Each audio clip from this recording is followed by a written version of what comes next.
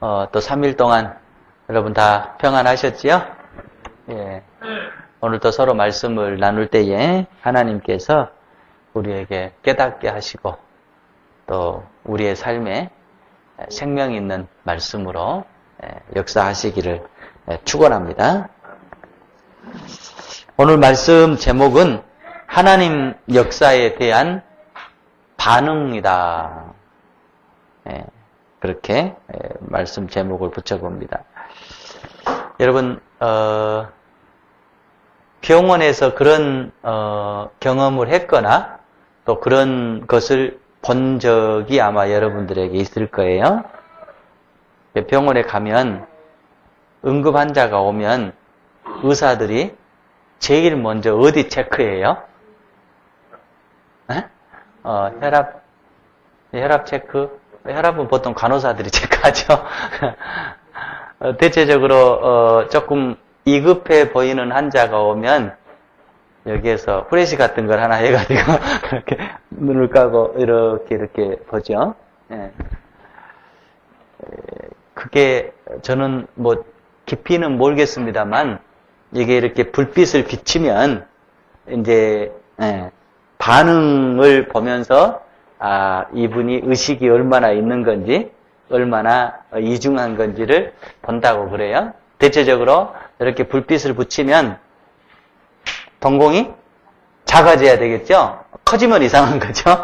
그리고 이렇게 가면 불빛을 따라와야 되고 또 이렇게 가면은 불빛을 또 이렇게 따라와야 되고 그래가지고 이게 제대로 작동이 되면 반응을 보이면 의사들이 한시름을 놓고요. 했는데도 반응이 없고 동공도 안 작아지고 이렇게 했는데도 안 따라오고 이렇게 했는데도 안 따라오고 그러면 뭔가 이제 심각한 문제가 있는 걸로 의사들은 판단을 하겠죠. 그 다음에 또 이렇게 보통 가서 이렇게 다리 같은데 이렇게 의자에 앉으라고 해가지고 대고 탁 치죠. 이런 경험은 저도 몇 번을 했어요. 앉으라고 해가지고 무릎 이렇게 탁 치는데 조금 있다가 탁 올라가야 되죠. 이게 정상이란 말이에요. 근데 탁 쳤는데 안 올라간다든가 탁 쳤는데 한 1분이나 있다가 탁 올라간다든가 이러면 이게 이제 문제가 있고 그런 거죠. 그러니까 의사가 이 생명을 다루는데 이제 올바른 생명, 건강한 생명이 보여야 될 반응을 제대로 보이면 의사들 판단에 이거는 건강한 거다. 그런데 반응이 없다든가 아니면 잘못된 반응을 보여버린다. 그렇다라고 한다면은 이것은 건강이 비정상적이거나 아니면은 좀 심각하다라고 하는 결론을 내릴 수가 있겠지요. 어떻게 보면 여러분과 제가 이렇게 신앙생활 하는데도 우리가 뭔가 하나님께서 영적인 자극을 주실 때 말씀으로 영적인 자극을 주실 수도 있고 또 성령의 음성으로 영적인 자극을 주실 수도 자극을 주실 수도 있고 또 여러 가지 내 주위에 일어나는 환경들을 통해서 자극을 주실 수도 있는데 거기에 대한 올바른 반응을 할 수 있다라고 한다면 우리는 영적으로 꽤 건강한 거예요. 그런데 반응을 보이지 않아 버린다든가 아니면 이상한 반응을 보여버린다든가 그러면 우리는 영적으로 뭔가 심각한 문제가 있는 걸로 생각을 할 수 있을 겁니다. 오늘 말씀은 그런 류의 말씀이에요. 하나님께서 오순절 마가의 다락방에 성령의 역사를 임했습니다. 그 성령의 역사를 보면서 일어나는 반응들이 각각 틀려요. 그러니까 정상적으로 반응을 하는 무리가 있었는가 하면 비정상적으로 반응을 보여버리는 무리가 있는 겁니다. 자, 오늘 먼저 한번 보시죠. 오순절 마가의 다락방에 임했던 성령의 역사, 그리고 그곳에 일어나는 그 성령 임재에 따르는 방언의 역사를 놓고 이제 일어나는 반응들을 하나님께서는 소개를 하고 있어요. 여기에 보면 여러 나라들을 기록을 하고 있습니다. 우리 먼저 몇 나라나 되나 우리 한번 세어봅시다. 9절부터 나와 있죠. 여러분 손가락으로 이렇게 하나씩 해보십시오. 누가 대표로 하실랍니까? 우리 제일 앞에 계시는 우리 진 집사님하고 서 집사님하고 누가 하실랍니까? 누가 더 셈이 밝아요? 자, 우리가 해줄 테니까 손가락으로 세십시오. 둘이 같이 세십시오. 틀릴 수 있으니까. 자, 셉니다. 같이 읽읍시다. 바데인, 그죠? 그 다음에 메데인, 엘라민, 메소포타미아, 유대, 갑바도기아, 본도, 아시아, 부르기아, 밤빌리아, 애굽, 구레네에 가까운 리비아, 그죠? 리비아 하나 세야 되겠죠? 여러 지방에서 사는 사람들과, 이거는 로마로부터 온, 유대인과 유대계에 들어온 사람, 로마로 하나 세야 되겠죠? 그레데인, 아라비아인, 그런가요? 몇 나라예요? 그렇죠. 15나라예요. 제가, 여러 번 셌어요. 예, 처음에는 12나라가 나오고, 뭐, 그래요. 그래서 정확히 이렇게 따져보니까 15나라. 그러니까 15개 나라에서 온 유대인들, 그리고, 유대교로 개종한 사람들도 있었어요.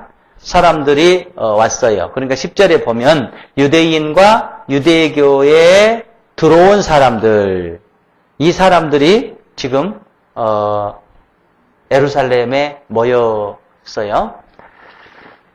그러니까 그때 당시에로 보면 성지 순례일 수도 있고요. 왜 먼 나라에서 이렇게 오는 경우도 있었으니까 꽤 경제적으로도 좀 넉넉한 사람들이었겠죠. 예루살렘으로 이렇게 절기에 찾아서 왔으니까는요. 근데 와서 이렇게 오순절이 됐는데 전혀 상상할 수 없는 사건을 맞이하게 된 거예요. 과거처럼 오순절날 이렇게 절기를 지키고 애식을 따라서 하고 이래야 되는 건데 그런 게 아니었고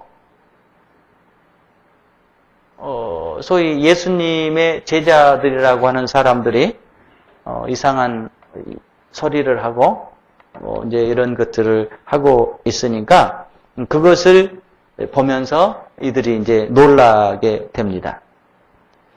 그러니까 이 성령 임재가 방언의 역사로 여기서는 나오고 있어요. 그러니까 우리가 성령이 역사하면 대체적으로 가장 기본적으로 사도행전에 보면은 방언의 역사가 일어나요. 그리고 치유의 역사가 일어나고 그 다음에 또 통의 자복의 역사가 일어나고 이런 현상들을 보게 되는데 방언이 일어나게 되는데 이제 이 15개 나라에서 온 사람들의 반응을 보면 반응이 어디가 나와 있습니까? 우리 한번 찾아보십시다. 반응이 12절에 나와 있죠. 보시면 다 놀라고 당황하여 서로 이르되, 그렇죠? 놀라고 당황했어요.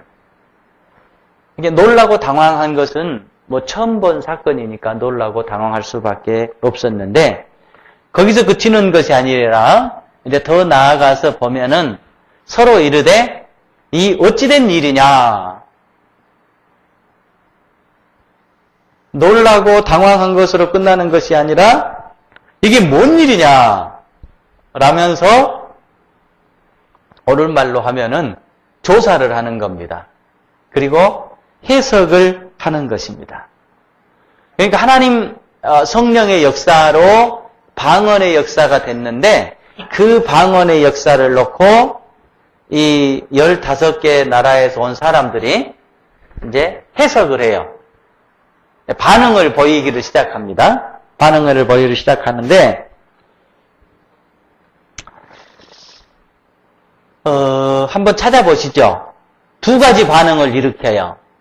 하나님의 방언의 역사를 놓고, 하나님 성령 임재로 일어나는 방언의 역사를 놓고, 하나님 성령 임재,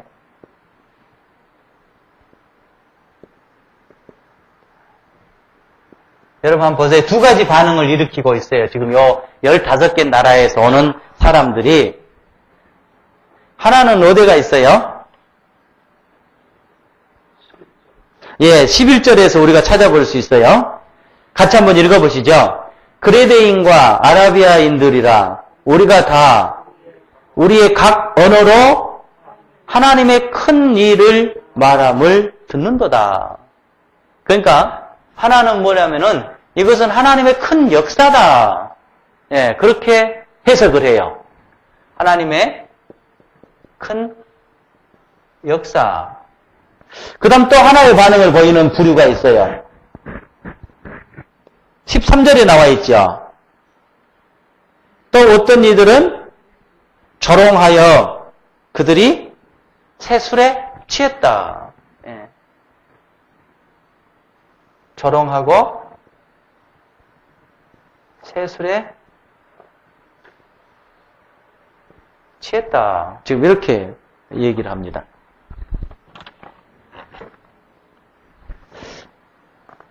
지금 하나님의 성령의 임재를 지금 15개 나라에서 온 사람들이 이렇게 두 부류로 해석을 해내요. 자, 이것은 신앙적인 해석이에요? 불신앙적인 해석이에요? 이거는 신앙적인 해석이죠. 예. 신앙적 해석입니다. 이거는요? 예, 불신앙적인 해석이에요. 그러니까 똑같은 사건을 놓고 똑같은 자리에서 똑같은 현상을 보는데 한쪽 부류는 저건 하나님의 지금 큰 역사가 일어나고 있는구나. 이 큰 역사 가운데 내가 들어있는구나. 하면서 하나님의 역사를 받아들이려고 하는가 하면 한쪽 부류는 조롱을 하면서 새술에 취했다. 이 새술에 취했다를 영문은 뭐라고 얘기를 하고 있냐면요. too much wine이라고 얘기합니다.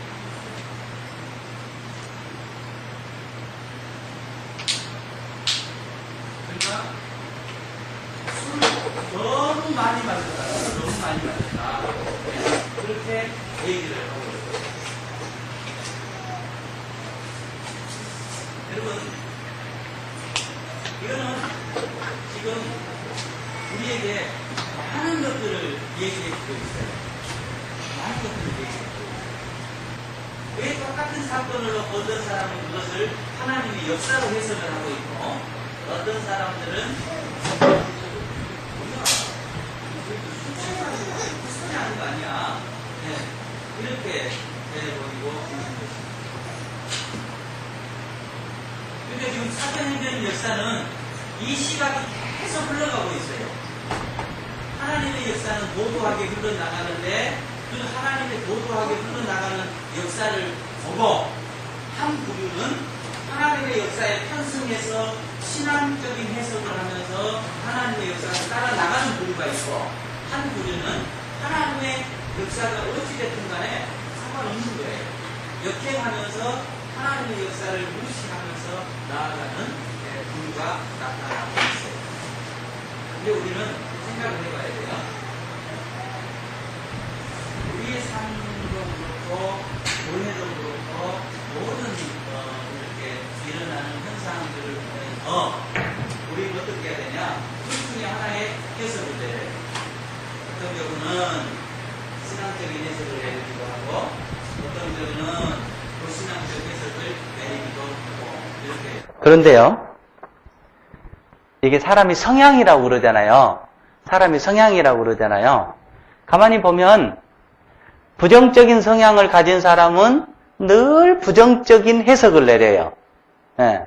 그리고 긍정적인 성향을 가진 사람은 늘 긍정적인 해석을 내려요. 그런데 그 대체적으로 통계를 보면 그런다고 그래요. 성숙한 사람들은 어느 쪽에 가까운 해석을 많이 내리냐면은 이쪽에 가까운 해석을 많이 내린대요. 그리고 성숙하지 못한 사람들은 어느 쪽에 가까운 해석을 많이 내리냐? 이쪽에 가까운 해석을 많이 내린대요. 이제 신앙이 아니라고 한다면 이거는 긍정적인 것이고 이거는 부정적인 것이겠죠. 근데 여러분과 제가 우리의 삶을 살아나가면서 여러 가지들 막 부대끼는 사건들, 또 어떨 때는 짜증나는 사건들, 어떨 때는 정말 화난 사건들을 막 맞이하면서 살아가고 있잖아요. 그럴 때마다 우리가 늘 우리 자신을 해석을 하면서 살아나가야 되는데 어느 쪽으로 자꾸 해석을 해야 될 것이냐? 이쪽으로 해석을 하셔야 돼요. 이쪽으로. 예. 우리가 짜증이 나고 힘들고 어려워도 어떤 사건들을 바라볼 때든지 우리가 이쪽에 해석을 자꾸 하려고 노력을 해야 돼요. 그 대표적인 사건이 우리가 민수기에 보면 그러잖아요. 12 정탐꾼들이 여리고성을 정탐하잖아요. 그런데 똑같은 사건을 바라보면서 10사람들은 이 해석을 해버리는 거예요. 그런데 갈렙과 여호수아는 여기 해석을 내리고 있잖아요. 그래서 오늘 하나님의 성령의 역사가 임하고 있는데 그것을 바라보면서 어떤 사람들은 저건 지금 하나님의 위대한 역사다라고 해석을 하고 있는가 하면 어떤 사람들은 술에 취했다라고 조롱해버리고 말아버려요. 그러니까 뭔가를 해석하는 그 능력은 그 사람의 인격과 관련이 되어 있는 거예요. 특별히 신앙적인 해석을 내린다라고 하는 것은 그 사람의 신앙적인 인격과 관련이 되어 있는 거예요. 그래서 여러분들이 여러분의 삶을 보면서 또 여러분의 그 여러 가지 안타까운 일이나 좋은 일이나 이런 것들을 보면서 되도록이면은 신앙적인 해석을 내릴 수 있기를 축복합니다. 네, 지금 여기에 일어나고 있는 현상들이에요. 탈무드에 나온 내용이에요. 탈무드에 나온 내용인데 사람의 눈이 있잖아요. 눈이 있어요. 그러면 이 눈이 있고 눈동자가 있죠. 이렇게. 그런데 큰 거는 뭐예요? 뭔 색이에요? 흰자죠. 흰자. 흰자. 그리고 안에는 뭐예요? 검은색이죠. 검은색이죠. 뭐 파란색도 있고 조금 누르끼리한 색도 있고 그럽니다만은 왜 이렇게 됐느냐 질문을 해요. 탈무드에 보면. 그러니까 이게 답을 어떻게 내리냐면요. 보는 거는 어디를 통해서 보는 거예요? 흰자를 통해서 보는 거예요? 검은 자를 통해서 보는 거예요? 검은 자를 통해서 보는 거예요.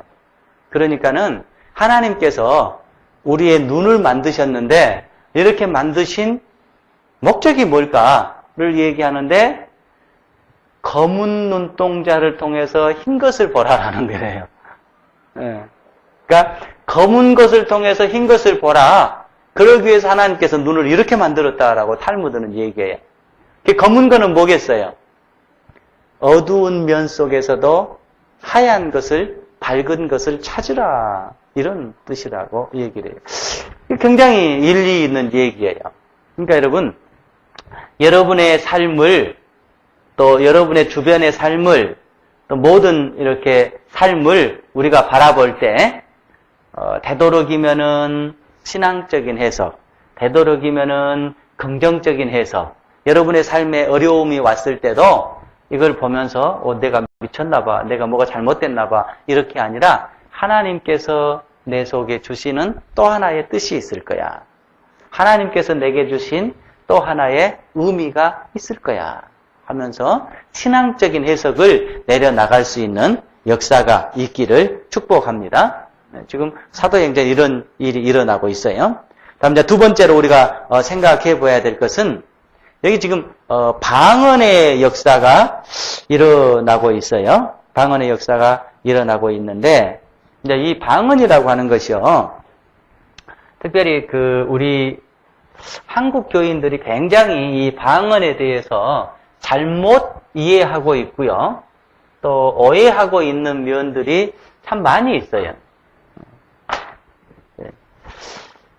이 방언을 우리가 얘기할 때 참 조심해야 될 것은요. 방언을 제약시하면 절대 안 돼요. 예. 방언을 제약시하면 절대 안 돼요. 방언은 하나님의 역사고요. 방언은 하나님의 은사예요. 은사.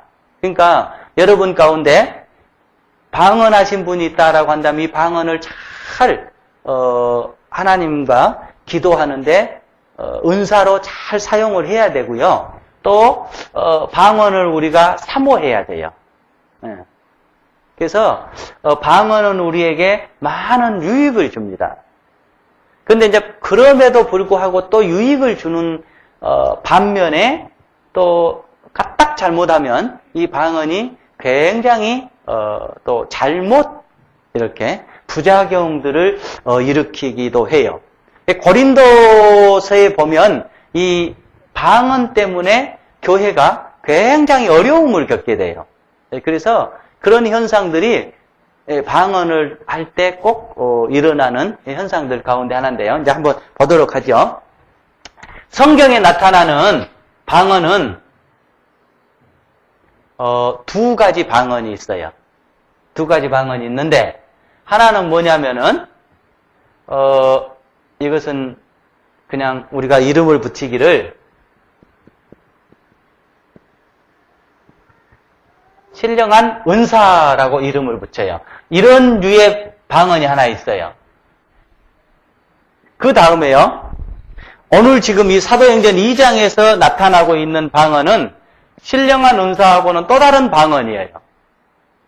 그것은 우리 8절을 한번 읽어보시죠. 같이 읽으십시다. 우리 각 사람이 난 곧 방언으로 듣게 되는 것이 어찌 됨이냐. 그래서 여기서 이름을 따서 난 곧 방언이라고 그래요. 난 곧. 태어난 것 이런 뜻이에요. 네. 난 곧 방언이라고 그래요. 자,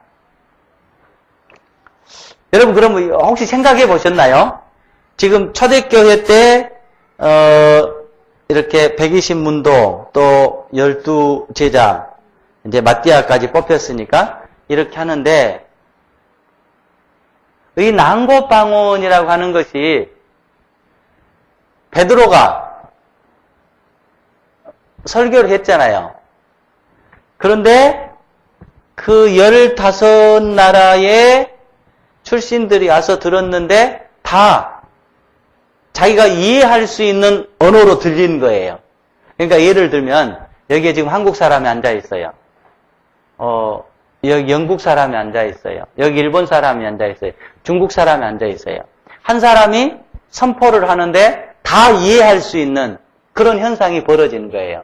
그러면 이 말하는 사람이 한국말, 중국말, 일본말, 영어, 불어 이렇게 한 겁니까? 아니면은 자기는 말을 했는데 듣는 사람이 그렇게 들린 건가요? 예, 그거예요. 그러니까 여기에 지금 일어나고 있는 사건은 뭐냐면 이를테면 베드로가 설교를 했단 말이죠. 베드로가 설교를 했어요. 베드로가 뭘로 설교를 했을까요? 베드로는 이개국어를 쓸 수 없는 사람이었으니까 유대말로 설교를 한 거예요. 그런데 여기에 듣고 있는 사람들이 메데인은 메덴 나라 말로 이해를 해버리고 또 메소포타미아인은 메소포타미아인의 언어로 이해를 해버리고 그런 거예요. 그러니까 말하는 사람이 방언을 한 게 아니라 듣는 사람이 자기 나라 언어로 들어버린 거예요. 예. 이제 이것을 놓고 여기서는 난곳 방언이라 그런데 또 그 사도행전을 해석하는 사람들 가운데서는 또 그렇게 해석을 하지 않고 반대로 해석한 사람도 있어요. 아니다. 베드로가 각각 방언으로 했다. 예. 그런 말도 있어요. 어떤 좀 말도 안 되는 목사님이 그런 얘기를 하시더라고요. 당신이 미국으론가 이렇게 가서 부흥 집회를 했는데 영어를 전혀 못하는 사람이에요. 그런데 당신이 영어로 설교를 했대요. 그러면서 이걸 얘기를 해요. 그래서 저는 옛날에 그런 줄 알았어요. 근데 사도행전을 연구해 보니까 그런 게 아니에요. 예. 말하는 사람은 베드로 나라 말로 했는데 듣는 사람이 이제 이렇게 들은 거예요. 그러니까 이것은 듣는 사람이 이해를 하는 거예요.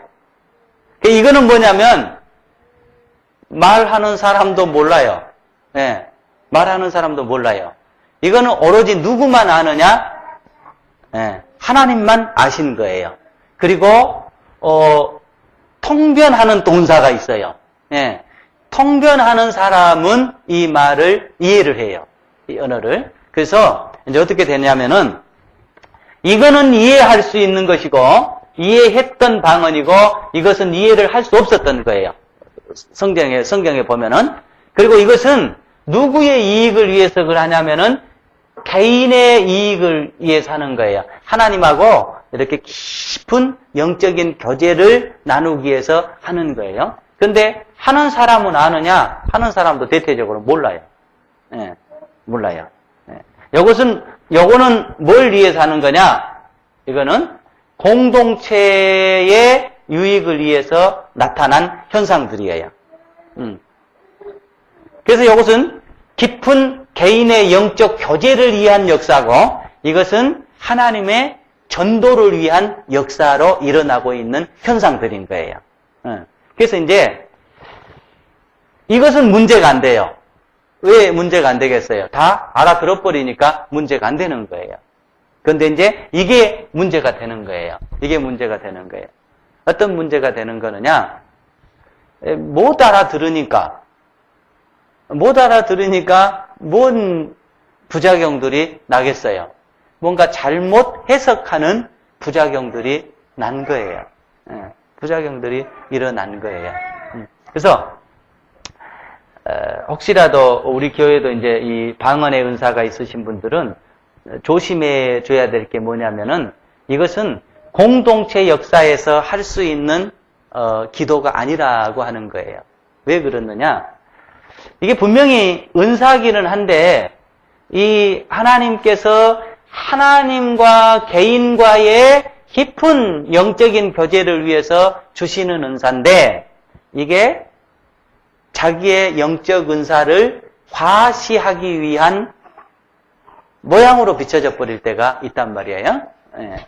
그래서 제가 이제 저 담양에서 목회할 때 그런 현상들을 많이 경험했는데 이제 권사님들 가운데 이렇게 방언 기도를 하신 권사님들이 계셨어요. 그런데 또 권사님들 가운데 방언 기도를 못 하신 권사님들이 계셨어요. 그러면 여러분 그런 거 경험해 보지 않나요? 같이 신앙생활 하는데 친구는 방언을 잘해요. 나는 방언을 못해요. 그러면 영적으로 좀 쫄리는 그런 현상들 있지 않아요? 근데 권사님들이 어떤 권사님은 그러니까 방언 기도를 하시다가 누군가가 온 듯하고 인기척이 있으면 방언을 딱 멈춰요. 그러고 그냥 이렇게 기도를 해요. 그런데 어떤 권사님들은 그냥 오면 나 방언 기도한다라고 자랑하다시피 더 막 쏘아대는 그런 권사님이 계셔요. 이게 뭐가 정답이에요?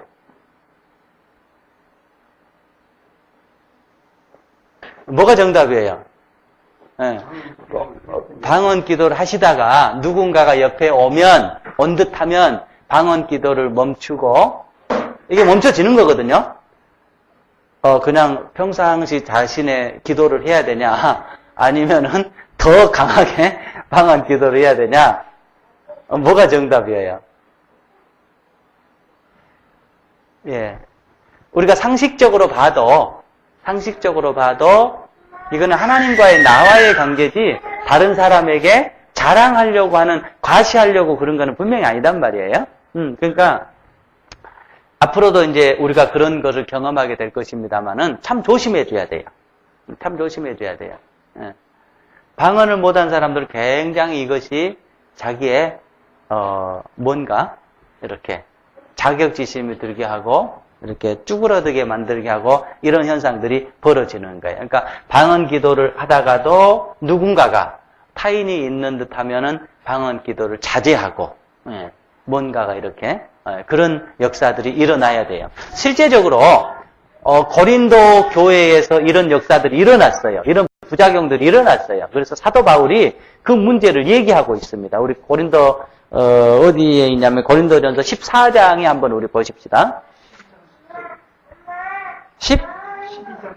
12장 10절이요?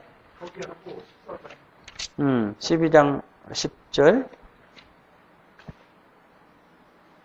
네, 우리 12장 10절 한번 읽어보시죠.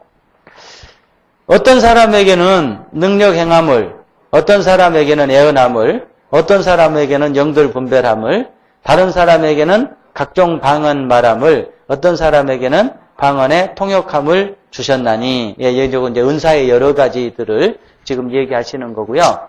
14장으로 한번 우리 넘어가 보시죠. 14장. 네, 우리 14장 1절부터 한번 우리 같이 읽어보십시다. 사랑을 추구하며 신령한 것들을 사모하되 특별히 애언을 하려고 하라. 자, 이제 애언을 하라고 하는 이유가 또 따로 있어요. 예. 무조건 애언해야 되겠다 그런 의미가 아니에요. 방언을 말하는 자는 사람에게 하지 아니하고 하나님께 하나니 이는 알아듣는 자가 없고 영으로 비밀을 말함이라. 그러나 애언하는 자는 사람에게 말하여 덕을 세우며 권면하며 위로하는 것이요. 방언을 말하는 자는 자기의 덕을 세우고 애언하는 자는 교회의 덕을 세우나니 나는 너희가 다 방언 말하기를 원하나 특별히 애언하기를 원하노라. 만일 방언을 말하는 자가 통역하여 교회의 덕을 세우지 아니하면 애언한 자만 못하니라. 그러니까 이게 중심 사상이 뭐냐면 하나님께서 은사를 주는 것은 하나님 나라의 역사와 덕을 세우기 위함이다라고 하는 거예요. 근데 방언이라고 하는 것은 개인적인 덕, 신앙의 덕을 위해서 주신 것이고 애언이라고 하는 것은 교회의 덕을 세우기 위해서 준 것이다 라고 하는 겁니다. 그러니까는 애언은 모두가 알아듣는 거예요. 그래서 교회의 덕을 위해서 여러분들이 애언하기를 많이 노력을 하십시오. 애언을 사모하십시오. 그리고 방언을 하는 사람이라고 한다면은 교회의 덕을 세우기 위해서 교회의 덕이 헤쳐지는 그런 방언은 하지 않는 것이 좋겠습니다. 라고 하는 내용이에요. 그러니까 어디 교회든지 보면은 그런 현상들이 벌어지고 있어요. 이 방언을 하는 사람들이 정말로 방언을 깊이 이해하고 하는 사람들은 다른 사람들에게 상처를 주질 않아요. 다른 사람의 덕을 세워요. 그런데 그렇지 못한 분들이 그런 경우들이 있어요. 그래서 우리가 이 방언의 문제를 잘 이해할 수 있으면 좋겠습니다. 이제 다음으로 넘어갑니다. 다음에 이제 아까도 얘기했습니다만은 15나라에서 왔던 사람들이죠. 엄격히 얘기하면 15나라도 넘을 수가 있어요. 이 15나라에서 오순절 날 왔어요. 15나라에서. 그런데 이 다른 나라에서 왔던 유대인들이 어째서 다른 나라에서 살게 됐느냐? 어째서 다른 나라에 살게 된 거예요? 유대 나라가 이제 우리나라도 막 조선족이라든지 있잖아요. 우리나라 민족이었는데 과거의 아픈 역사 때문에 나라를 잃고 흩어져 가지고 못 돌아오는 우리 민족이 있잖아요. 그런 것처럼 유대 나라도 남왕국, 북왕국이 서로 나뉘어지고 서로 말년에는 이제 이 남왕국과 북이스라엘이 망해버려요. 근데 그때 당시에 세계를 주름잡는 나라가 이제 바벨론하고 그 다음에 아수르하고 그 다음에 페르시아, 페르시아하고 이 세 나라가 각축전을 벌이는 거예요. 시대적으로. 그래서 바벨론이 유대 나라를 쳐들어오면 자기 나라로 포로를 끌고 가요. 포로를 끌고 가는데 똑똑한 사람 끌고 가겠어요? 이렇게 별 볼 일 없는 사람 끌고 가겠어요? 똑똑한 사람 끌고 가버리는 거예요. 여기도 그러는 거예요. 여기도 그러는 거예요. 그래서 유대의 똑똑한 사람들이 다 애국으로 끌려가서 돌아오는 경우도 있지만 못 돌아오는 경우가 대다수였어요. 그러면서 역사는 계속 흘러가요. 그런데 또 참 묘한 것은 유대인들은 어디를 가든지 그 신앙은 또 변치를 않아요. 신앙은 변치를 않아요. 그래서 산지 사방으로 흩어져서 살면서도 유대인은 그냥 유대인으로서 전통을 지키면서 사는 거예요. 그래가지고 기회가 되면 자기 고국 땅에 한번 와서 예배 드리는 것이 꿈이고 소원인 거예요. 그래서 지금 산지 사방으로 흩어져 살던 사람들이 지금 오순절날 이렇게 왔어요. 그러면 이분들은 뭐 이때만 오느냐? 그 전에도 왔겠죠. 계속 그렇게 오게 되는데 이들이 어떻게 되느냐면 이 산지 사방으로 흩어져 있던 유대인들이 나중에 어떻게 되냐면 사도행전에 보면은 하나님의 복음을 증거하는 1차적인 도구가 돼요. 1차적인 도구가 돼요.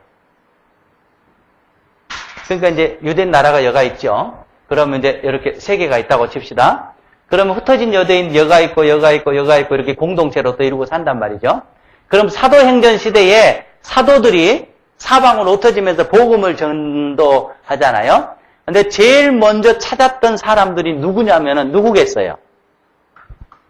이 사람들을 찾는 거예요. 이 사람들을. 네.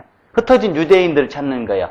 그리고 이 사람들을 중심으로 해서 이들에게 복음을 증거하고 이 사람들을 중심으로 해서 또 하나님의 나라를 이렇게 건설해 나갔어요. 사도행전에. 자, 그러니까 사실은 이 유대인들이 죄악 때문에 흩어져 버렸어요.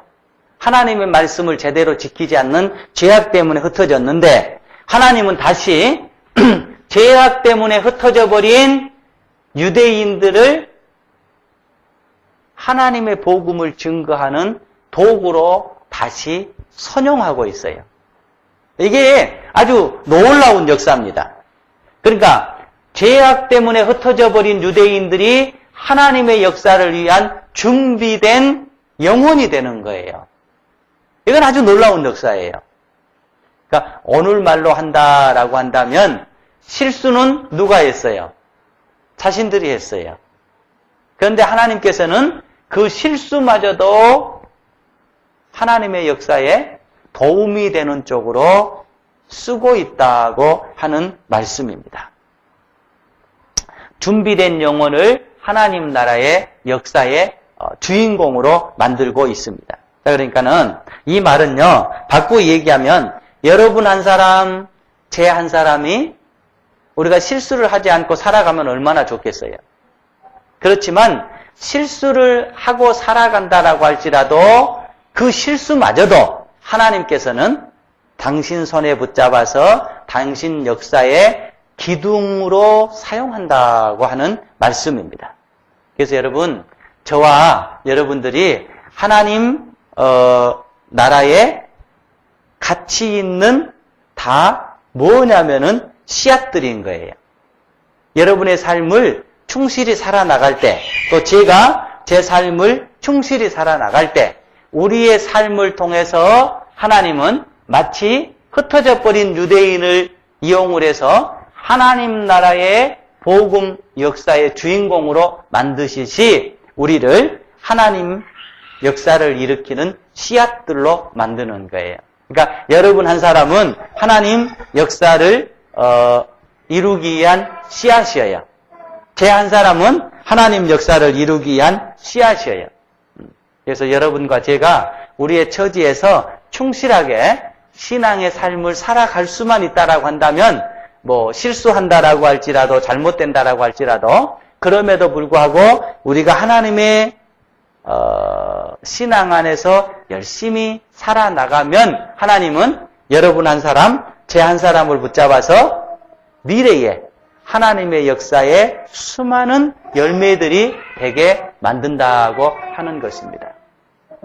이건 굉장한 복음이에요. 그래서 여러분과 제가 늘 우리의 삶의 여건 가운데서 하나님 앞에 늘 신앙의 삶을 살아나갈 수 있기를 축복합니다.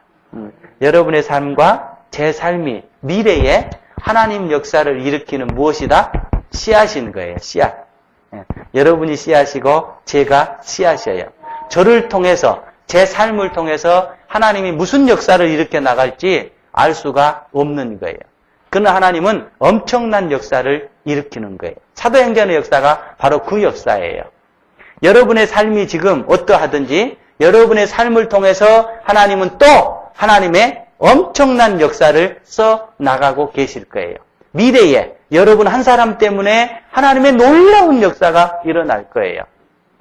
그걸 생각하면 여러분의 삶이 흥분되지 않습니까? 제 삶이 흥분되지 않습니까? 하나님 앞에 우리가 늘 아름다운 삶을 살아나갈 수 있기를 축복합니다. 여러분의 한 사람 한 사람의 삶을 통해서 하나님은 엄청난 역사를 일으킵니다. 미래의 하나님의 왕국을 위한 씨앗들이 바로 여러분 한 사람 한 사람이고 제 한 사람 한 사람입니다. 힘들 때마다 어려울 때마다 나는 하나님 역사를 위한 씨앗이다 생각하시고 힘차게 살아나갈 수 있기를 축복합니다.